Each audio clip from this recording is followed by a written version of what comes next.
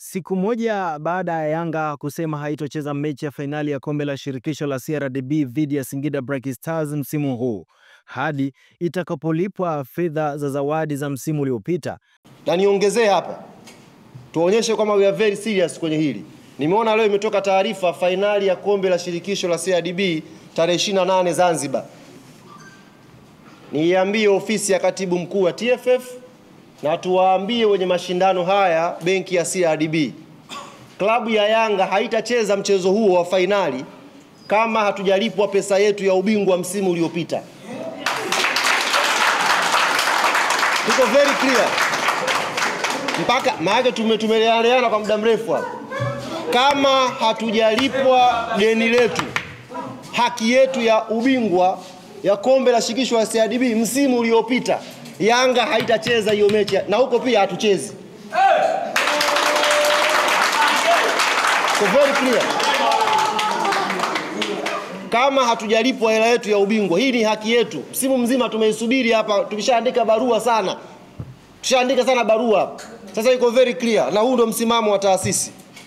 Kama hiyo hela hatalipwa ya ubingwa, taarifa hii ifike kwa ofisi ya katibu mkuu wa TFF, iwafikie na wenye mashindano benki ya CRDB. Yanga hawatakuja Zanzibar kucheza hiyo mechi mpaka hela imeingia kwenye akaunti. Zaidi ya hapo hakuna maelezo mengine.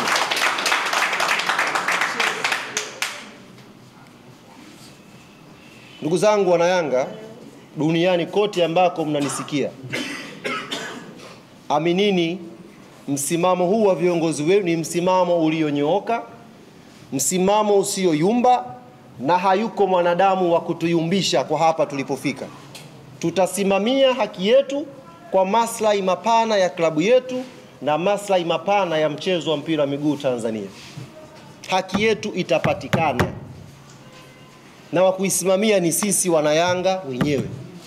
Viongozi ambao tumewachagua kuwaweka madarakani ni viongozi ambao wamenyooka na wanasimamia kwenye haki wanayoamini klabu ya Yanga inastahili kuipata. Benki ya CRDB inayodhamini mashindano hayo imetoa ufafanuzi. Benki hiyo imesema kuwa ilishafanya malipo ya fedha hizo kwa shirikisho la mpira wa miguu Tanzania TFF. Nanukuu, benki ya CRDB inapenda kutoa ufafanuzi wa madai yaliyotolewa na msemaji wa klabu ya Yanga katika mkutano wake na wanahabari uliofanyika tarehe 9 Juni mwaka 2025 katika makao makuu ya klabu hiyo. Katika mkutano huo, msemaji wa klabu hiyo alinukuliwa akitoa taarifa kwa shirikisho la mpira wa miguu Tanzania TFF na kwetu kama mdhamini mkuu wa mashindano ya kombe la shirikisho la benki ya CRDB kuwa klabu ya Yanga haitocheza fainali za mashindano hayo msimu huu kama hawatolipwa fedha za ubingwa wa msimu uliopita. Tungependa kufahamisha umma na wadau wote wa soka kuwa benki ya CRDB ni taasisi yenye kuzingatia weledi, kanuni na utaratibu, na kwa msingi huo tayari benki ilikwisha tekeleza kikamilifu wajibu wake wa kifedha kwa TFF kama sehemu ya makubaliano ya udhamini wa mashindano hayo. Malipo yote ya msimu uliopita yalifanyika kwa TFF kwa mujibu wa mkataba baina ya benki ya CRDB na TFF.